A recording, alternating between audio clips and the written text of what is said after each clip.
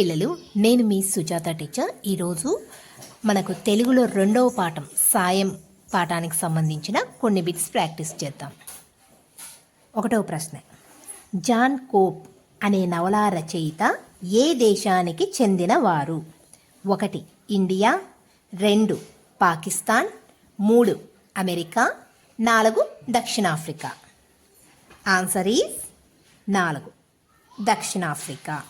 2వ ప్రశ్న, సాయం అనే పాఠం ఒక డాష్ ఖాళీ పూరించండి.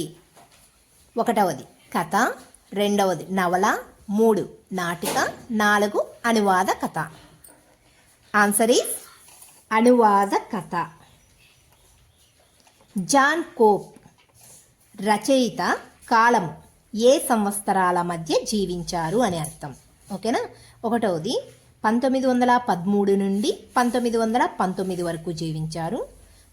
2 1913 నుంచి 1981, 3 1913 నుంచి 1971, 4 1913 నుంచి 2001. ఆన్సర్ ఈజ్ 1 1913 నుండి 1991 వరకు. 4వ ప్రశ్న, రవికి ఏవంటే ఇష్టం? 1 జంతువులు, 2 పక్షులు, 3 ప్రకృతి, 4 బట్టలు. ఏదంటే ఇష్టం? 2 పక్షులు. 5వ ప్రశ్న, తీగ మీద వాలిన పక్షులలో ఎగిరిపోకుండా ఉన్న పక్షి ఏది? 1 కాకి, 2 చిలుక, 3 పిచ్చుక, 4 కోకిల. ఆన్సర్ ఈజ్ 3 పిచ్చుక. 6వ ప్రశ్న, దృశ్యం అంటే ఏమిటి? 1 చూడగలిగినది, 2 సినిమా, 3 మాయం, 4 హఠాత్తుగా. Answer is 1 చూడదగినది. 7వ ప్రశ్న, రోజు చేసే పని అనే అర్థం గల పదం ఏది? 1 బ్రష్ చేయడం, 2 దినచర్య, 3 స్నానం చేయడం, 4 భోజనం చేయడం. ఆన్సర్ ఈజ్ 2 దినచర్య. 8వ ప్రశ్న, ఆసక్తి అనగానేమి? 1 బలం, 2 ఆలోచన, 3 అపేక్ష, 4 శక్తి. ఆన్సర్ ఈజ్ 3 అపేక్ష. 9వ ప్రశ్న, పూసగుచ్చినట్టు అంటే ఏమిటి? 1 దండ, 2 మాల, 3 హారం, 4 వివరంగా చెప్పటం. ఆన్సర్ ఈజ్ 4 వివరంగా చెప్పటం.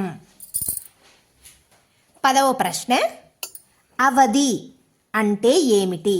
1 హద్దు, 2 అడ్డు, 3 ఆపద, 4 ఆట.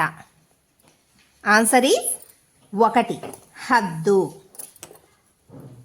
11వ ప్రశ్న, ఆత్రం అనగానేమి? 1 అలసట, 2 తొందర, 3 భయం, 4 కాలక్షేపం. ఆన్సర్ ఈజ్ 2 తొందర. 12వ ప్రశ్న, కష్టం అనే పదానికి అర్థం ఏమిటి? 1 సుఖం, 2 క్షేమం, 3 ఇబ్బంది, 4 రోగం. ఆన్సర్ ఈజ్ 3 ఇబ్బంది. ప్రశ్న, పిచ్చుక డాష్లో ఇరుక్కుపోయింది. 1 గూడు, 2 చూరు, 3 వల, 4 తీగ. ఆన్సర్ ఈజ్ 4 తీగ. 14 పక్షులన్నీ పిచ్చుకకు డాష్ అందిస్తున్నాయి. 1 ఆహారం, 2 నీరు, 3 నీడను, 4 గాలిని. ఆన్సర్ ఈజ్ 1 ఆహారం.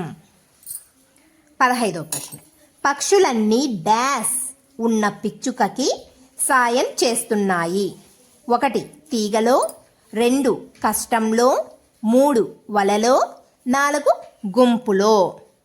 ఆన్సర్ ఈజ్ 2 కష్టంలో, పక్షులన్నీ కష్టంలో ఉన్న పిచ్చుకకి సాయం చేస్తున్నాయి. 16. రవి నేరుగా డాష్ ఆఫీసు వైపు వెళ్ళాడు. 1 విద్యుత్, 2 పోలీస్, 3 పక్షుల సంరక్షణ, 4 వాటర్. ఆన్సర్ ఈజ్ 1 విద్యుత్. రవి నేరుగా విద్యుత్ ఆఫీసు వైపు వెళ్ళాడు. 17. పాపం పిచ్చుక అరుస్తుంటే డాష్ ఉంది. 1 సంతోషంగా, 2 బాధగా, 3 ఏడుస్తున్నట్టు, 4 నొప్పిగా.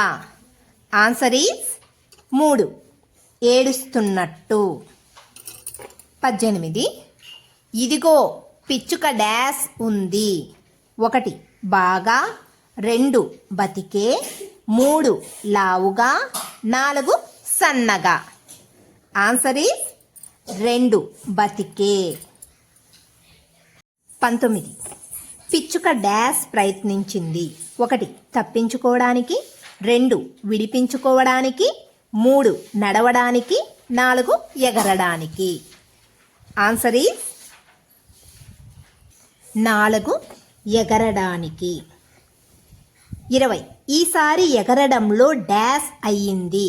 1 సఫలీకృతం, 2 ఓటమి పాలు, 3 అసాధ్యం, 4 కష్టం. ఆన్సర్ ఈజ్ 1 సఫలీకృతం. 21. రవి ఆనందానికి డాష్ లేవు. 1 సెలవులు, 2 ఓపికలు, 3 అవధులు, 4 మొదలు. ఆన్సర్ ఈజ్ 3 అవధులు. రవి ఆనందానికి అవధులు లేవు. 22. సఫలీకృతం అన్న పదానికి అర్థం ఏమై ఉంటుంది? 1 విజయం, 2 అపజయం, 3 కష్టం, 4 బాధ. ఆన్సర్ ఈజ్ 1 విజయం. 23. ఇష్టం. ఇంటూ అంటే వ్యతిరేక పదం అని అర్థం. వ్యతిరేక పదం ఏమిటి? ఇష్టానికి వ్యతిరేక పదం 1 నష్టం, 2 అయిష్టం, 3 కష్టం, 4 భ్రష్టం. Answer is 2 అయిష్టం. ఇష్టం, అయిష్టం. 24. చిన్న. వ్యతిరేక పదం 1 పొట్టి, 2 పొడవు, 3 పెద్ద, 4 లావు. ఆన్సర్ ఈజ్ 3 పెద్ద. 25. పాపం. పాపం వ్యతిరేక పదం 1 నరకం, 2 సంతోషం, 3 పీడనం, 4 పుణ్యం. ఆన్సర్ ఈజ్ 4 పుణ్యం. పాపం పుణ్యం. 26. ఆలోచన. వ్యతిరేక పదం 1 అనాలోచన, 2 ఊహ, 3 తెలివి, 4 తలపు. Answer is 1 అనాలోచన. ఆలోచన, అనాలోచన. 27. కష్టం. వ్యతిరేక పదం 1 నష్టం, 2 సుఖం, 3 బాధ, 4 చింత. ఆన్సర్ ఈజ్ సుఖం. కష్టం, సుఖం. 28. తొందర. వ్యతిరేక పదం 1 కంగారు, 2 హడావిడి, 3 ఆలస్యం, 4 వేగం. ఆన్సర్ ఈజ్ 3 ఆలస్యం. 29. రాను. వ్యతిరేక పదం 1 వస్తాము, 2 వచ్చాను, 3 వచ్చెను, 4 వస్తాను. ఆన్సర్ ఈజ్ 4 వస్తాను. రాను, వస్తాను. 30. ఆనందం. వ్యతిరేక పదం 1 దుఃఖం, 2 సంతోషం, 3 మోదం, 4 సుఖం. ఆన్సర్ ఈజ్ ఆనందం, దుఃఖం. 31. జాగ్రత్త. వ్యతిరేక పదం 1 తొందర, 2 వింత, 3 అజాగ్రత్త, 4 ఆలస్యం. ఆన్సర్ ఈజ్ 3 అజాగ్రత్త. 32. నేల. వ్యతిరేక పదం 1 భూమి, 2 నింగి, 3 పుడమి, 4 స్వర్గం. నేలకు వ్యతిరేక పదం 2 నింగి.